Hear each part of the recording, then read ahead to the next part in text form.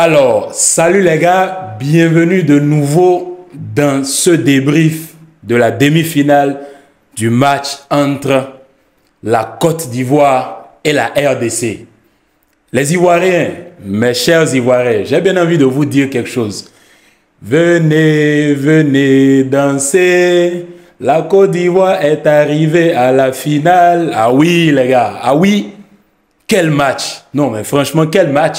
C'est comme depuis le début, c'est que des matchs de bonhommes, c'est que des matchs de malfrats, c'est que des matchs de gangsters, des matchs de bonhommes en bande organisée, des gars qui viennent et qui, voilà, ils viennent avec toute la dégaine, la rage. Ils sont là que pour vaincre. D'abord, dans le précédent débrief, qu'est-ce que je vous avais dit? Rappelez-moi ça dans les commentaires avant que je ne le rappelle par moi-même. Je vous avais dit quoi? Que la Côte d'Ivoire, c'est l'une des équipes préférées de Dieu en Afrique. Alors, qu'est-ce qui s'est passé? Peut-être que si vous ne comprenez pas, pour ceux qui sont peut-être nouveaux dans la vidéo, je vais vous réexpliquer un peu comment le scénario s'est passé. D'abord, dans les précédentes éditions de la CAN, il n'y avait pas ce système de meilleur troisième. Donc, il se fait que le comité, la CAF, tout ça, ils y ont pensé. Et cette année, maintenant, les 4 meilleurs troisièmes passent parce qu'ils ont augmenté le nombre de poules et tout. Donc maintenant, qu'est-ce qui se passe? Est-ce que c'est la faute à la Côte d'Ivoire si cette nouvelle règle est inventée? Non. Là, il y a Dieu qui est intervenu là. Ça, c'est la première œuvre de Dieu, ça. Et la CAN commence. La Côte d'Ivoire gagne le premier match. Après, fait 2 défaites.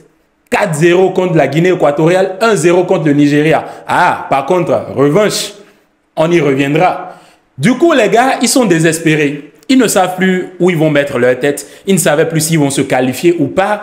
Bon, et quelque chose s'est passé. Le Ghana a commencé à faire du n'importe quoi. Bang, le Ghana a réussi à faire qualifier d'autres équipes. Après, tu as la Mauritanie aussi, qui joue aussi son rôle. Après, tu as le Maroc qui vient en mode, moi, je suis le papa, je gère tout, je suis là et rien ne va se passer. Et le Maroc gère sa victoire. Et la Côte d'Ivoire se qualifie en tant que 4e, en tant que pire des 3e. On n'a qu'à se dire la vérité. Et c'est de là que le film a commencé. Genre le destin, le cours du destin a commencé. En fait, les planètes ont commencé à s'interchanger de place et tout. Et on n'a plus compris ce qui s'est passé. Dès ce moment donné là, c'est comme si les gars, ils se sont dit, ouais, voilà. Maintenant, il faut qu'on se prenne au sérieux. Parce qu'il y a tellement, mais tellement de trucs, il y a tellement d'occasions, d'opportunités que Dieu les a données. Et eux-mêmes, ils se sont dit, bon, voilà, c'est le moment de se gérer. Dès à présent, on devient des gangsters. Ils ont dit, c'est nous les méchants. C'est nous les méchants maintenant, les Ivoiriens. C'est eux les méchants. Et ce qui est bizarre, ils sont les méchants, mais en toute humilité. Ils sont là, ils sont calmes, ils font leur chemin. Contre le Sénégal, boum, élimination du Sénégal. Le Mali, boum, élimination du Mali. Et maintenant, ils viennent contre la RDC et c'est le coup du marteau sur la RDC. Aujourd'hui, le Fimbu n'a pas marché. C'est le coup du marteau qui a marché. Bang, ils se qualifient. Non, mais quel match! Mais quel match ils ont fait! Même s'il y a quelques petits trucs qu'on peut dire, mais quel match dans son ensemble! Mais c'est de la folie. Mais prenez la ligne défensive. D'abord, le gars, il compte. D'abord, Emes Faé, c'est un sorcier. Ce gars-là, c'est un sorcier. Franchement, la Côte d'Ivoire doit le protéger pour les 8 prochaines années. Si je fais bien mes estimations, pour les 8 prochaines années. Parce que ce gars, mais, il a carrément la poigne d'un leader. Depuis qu'il a pris les mains, on sent clairement que les gars, ils sont prêts à mourir pour lui. Le gars, je suis sûr qu'il fait un discours dans les vestiaires que nous, on ne voit pas. Je vous en prie, commencez par taguer Netflix. Il faut que Netflix fasse un documentaire sur cette CAN. Il faut que Netflix fasse un documentaire sur cette CAN, les gars. Sérieux. Sérieux. Et il y a une chose que je voudrais vous dire aussi. À l'issue de cette CAN, allez à l'hôpital. Allez vous faire consulter parce que l'ascenseur émotionnel, c'est de trop. Je suis sûr qu'il y a des gens qui sont déjà hyper tendus et ils ne le savent pas. Il y a des gens qui sont à une ligne là. S'il faut une petite erreur, ils vont passer de l'autre côté. Mais ils ne le savent pas. Parce que ce qu'on est en train de voir, c'est incroyable. Le gars, il gère cette équipe de main de maître. De main de maître. Regardez aujourd'hui la défense. Que ce soit Boli, que ce soit Conan, que ce soit Ndika, mon gars sûr, mon coup de cœur dans cette CAN aussi. Mais les gars se sont gérés en défense, on dirait des patrons. Mais dans le milieu de terrain, mais regardez le sacrifice de Kessié dans ce match. Kessié dans ce match, mais c'est ouf. Le poteau et le second poteau, Kessié qui entre, qui déborde, il fait des frappes qui passent à côté. Mais Kessié, c'est mon capitaine, Kessié. Je l'ai toujours dit, depuis qu'il est passé au Barça, mais Kessié, c'est clairement mon capitaine. Moi, je l'adore. Et de l'autre côté, tu as Max-Alain Gradel. Non, mais Gradel, je me mets au garde à vue. Je me mets au garde à vous, ou bien au vu, comment on se dit là. Non, mais Gradel, mais merci pour les travaux. Bro, mais merci pour les travaux. Mais regardez le centre. Le centre, pour qui? Pour qui? Le centre, pour qui? Pour Sébastien Zlatan Haller. Sébastien Zlatan Haller. On n'a qu'à se dire la vérité dans cette vidéo. Haller, dans cette canne, il n'est même pas à 30% de ses capacités. Haller n'est même pas à 30% de ses capacités. Imaginez Haller à 100% de cette capacité. Dans ce match, normalement, c'est un hat-trick, c'est un triplé. Et on n'en parle plus. On prend nos clics et clacs et on dégage. Haller, il est à 30%, mais il arrive à faire des retournées acrobatiques. Non, mais Haller, c'est un malade mental à 30% de ses capacités. Je ne veux pas entendre quelqu'un qui viendra me dire dans les commentaires que non, Haller est déjà bien, il est déjà à 70%. Non, non, non, non, non. On connaît tous Haller, on sait qui est Haller à 100%. Haller, là, il est à 30% de ses capacités. Haller à 100%, c'est qui Osimhen? Osimhen, c'est personne. C'est personne. On n'a qu'à se dire la vérité. Hein? Mais quand même, non mais quelle équipe?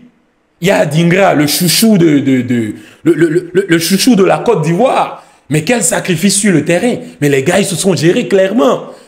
Que ce soit dans la gestion des temps forts, des temps faibles, ils ont eu leurs occasions. De l'autre côté, le Congo ne s'est pas vraiment géré. Ils ont eu des opportunités, mais ne se sont pas gérés. Ne se sont pas gérés. Le Fimbu, aujourd'hui, n'a pas donné. Le Fimbu n'a pas donné. Et la Côte d'Ivoire, qui fait encore le hold-up et se qualifie pour la finale. Non, mais regardez-moi ce scénario.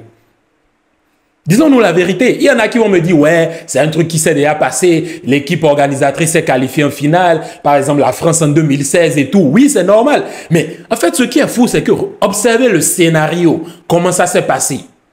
Ils étaient là à 2 doigts de se faire éliminer. De se faire éliminer. Ils se qualifient, ils se gèrent et ils vont en finale. Non, mais cette équipe, elle a du mérite. Elle a du mérite.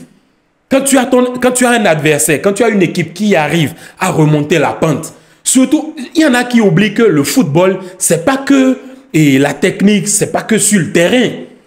Il y a le mental qui joue. Il y a le mental qui joue. Et si tu n'as pas le mental, tu ne peux pas te relever. C'est impossible.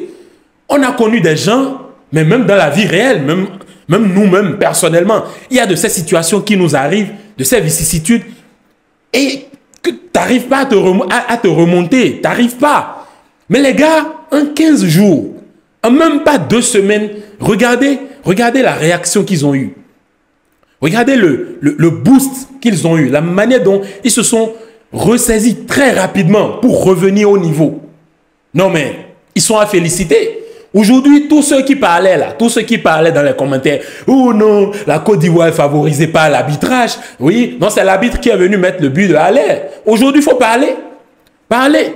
Il y en a qui viendront dire, ah non, et Mpassi avait déjà la balle dans les mains quand l'autre est venu, je ne sais pas trop. Quand même, les gars, respectez-vous à partir d'aujourd'hui et taisez-vous. On a clairement là une des meilleures équipes de la CAN à partir des 8e de finale. La Côte d'Ivoire, dans les phases de poule, dans les matchs de poule, c'est plus la même Côte d'Ivoire à partir des 8e de finale. Et c'est là, il faut les féliciter, il faut reconnaître qu'ils ont quand même eu cette humilité-là, ils ont quand même eu ce côté sensible, ce côté sportif et ce côté mental, psychologique, de s'asseoir, de faire un examen de conscience et de remonter la pente. Ah oui, ils ont remonté la pente. Et là, maintenant, ils vont croiser le Nigeria qui les avait battus en phase de poule 1-0. Et c'était un match équilibré aussi. C'était un match assez disputé. Même si le Nigeria gagne sur un but de pénalty d'Ekong. Bon, Ekong, mon gars sûr. Mais bon, là, maintenant, la Côte d'Ivoire a la chance de prendre sa revanche. Oui, ils ont la chance de prendre leur revanche. Maintenant, reste à voir ce qui va se passer et tout. Moi, le Nigeria, Vous le savez déjà, j'ai déjà fait quelques débriefs.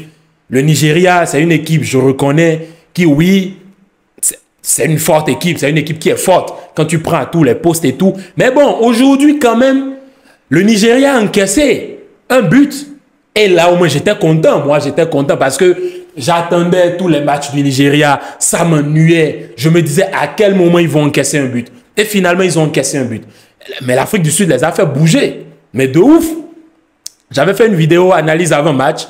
Mais au moment de publier et tout, il y a eu un problème avec la codification de la vidéo, tout ça. Et je n'ai pas pu la publier. Sinon, j'avais fait une vidéo où j'avais fait une analyse de tout ça. Donc maintenant, la Côte d'Ivoire croise le Nigeria. Et là, ce n'est plus le même match que la phase de poule.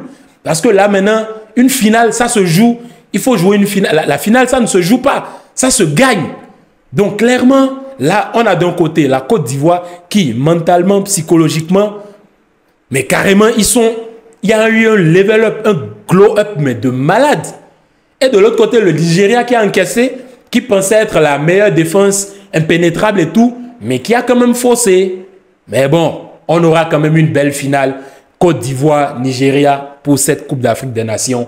Franchement, une fois encore, je tiens à féliciter tous les Ivoiriens. D'abord les fans.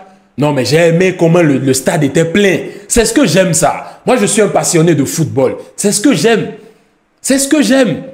Donc, quand je vois le stade qui est plein à craquer comme ça, je me dis, ouais, finalement, les gars ont compris. Peut-être qu'il y en a qui ont vu mon message. On ne sait jamais. Donc, clairement, la Côte d'Ivoire, comme je vous l'ai déjà dit, c'est le Real Madrid en Cannes. C'est le Real de Madrid. Et actuellement, je peux dire que c'est l'Argentine de l'Afrique. C'est des bonhommes, c'est des bandits, c'est des guerriers. Ils ne sont l'ami de personne. Ce ne sont pas nos amis. Oui, les joueurs ne sont pas nos amis. Ils sont là, ils viennent, ils font leur hold-up, ils continuent leur chemin. Franchement, félicitations. À part l'organisation, les fans et tout ce qui se passe dans cette CAN, franchement, c'est quelque chose de beau. C'est quelque chose de beau. J'espère qu'on va vivre une finale magnifique. Bon, moi, je n'ai pas eu la chance de venir suivre la finale, de venir suivre la CAN, quelques matchs de la CAN. Mais bon, je pense que pour une prochaine fois, ça va se faire quand même. Ça va se faire. Et franchement, les Ivoiriens, franchement, fierté, fierté. Je suis fier de vous. Félicitations à vous. Et comme je l'ai déjà dit, il y a Dieu dedans. Là où il y a Dieu, c'est divin. C'est divin. Tu ne peux pas lutter contre Dieu. Certes, aujourd'hui, il y avait une bataille entre deux pays qui vraiment sont des croyants de ouf, que ce soit du côté du Congo et de la Côte d'Ivoire. C'est clairement deux pays où il y a vraiment des croyants. C'est des gens qui croient, c'est des gens qui mettent souvent Dieu dans tout. Donc aujourd'hui, il y a eu une bataille et le fils préféré de Dieu a gagné. C'est ce qu'on va dire. Donc c'est tout. Allez, félicitations les Ivoiriens. J'espère que vous allez apprécier ce débrief. Allez, bien de choses à vous et rendez-vous à la finale. J'espère que vous allez vous gérer. Parce que moi, le Nigeria, je ne supporte pas le Nigeria. Ça, je vous le dis d'avance, je ne supporte pas le Nigeria. C'est des gars qui m'énervent. C'est des gars qui m'énervent. Parce qu'ils n'encaissent pas. Ils n'encaissent pas. Et j'aime pas ça. J'aime pas ça. Et ils ne te laissent pas jouer à ton football. C'est tout. Allez, bien de choses à vous. Passez une belle fin de semaine et peace.